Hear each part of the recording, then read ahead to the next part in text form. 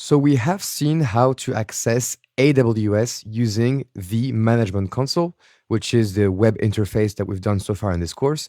But there are actually three different options to access AWS. So the first one is the Management Console, as we've seen, and is protected by your username and password, maybe multi-factor authentication. Then there is the CLI, command line interface. And this is something we will set up on our computer. And this is protected by access keys. And access keys are credentials we're going to download in a few seconds that will allow us to access AWS from our terminal. Then finally, there is the SDK, the AWS Software Development Kit, which is used whenever you want to call APIs from AWS from within your application code. And again, these will be protected by the exact same access keys. So how do we generate access keys? Well, we will do this through the Management Console, and users are responsible for their own access keys.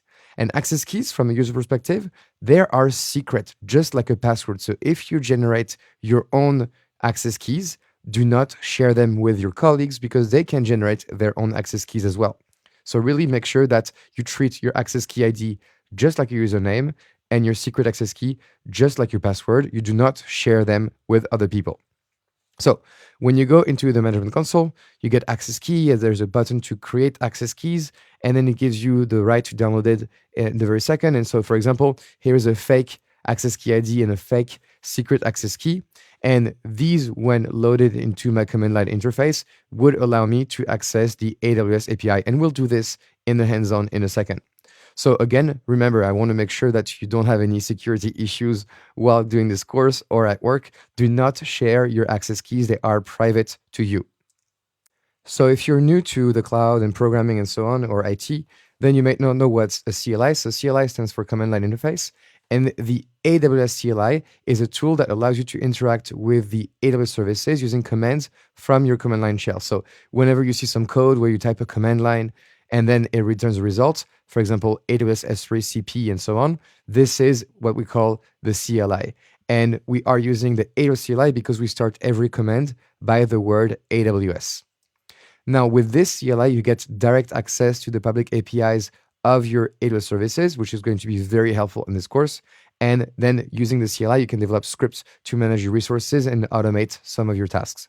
The CLI is open source. You can find all the source code on GitHub, and it is an alternative to using the AWS Management Console. I know that some people actually do not even use the Management Console. They only use the CLI, for example. So what's the AWS SDK now? SDK stands for Software Development Kit, and this is a set of library. This is going to be language specific. So you're going to have an SDK for different programming languages.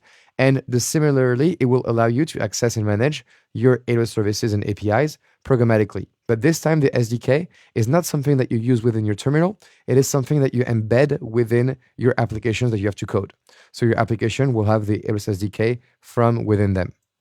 It supports many different programming languages, such as JavaScript, Python, PHP, .NET, Ruby, Java, Go, Node.js, C++. All of that are programming languages. There's also the mobile SDK if you're using Android or iOS, and the IoT, so Internet of Things device SDK, in case you're using some thermal sensors or bike locks that are connected, all these kind of things. So to give you an example of what you can build with the SDK, well, the AWS CLI that we're going to be using in this course is actually built on the AWS SDK for Python named Boto. So that's it for this lecture. Now in the next lecture, we're going to practice setting up the CLI and dealing with access keys. So I will see you in the next lecture.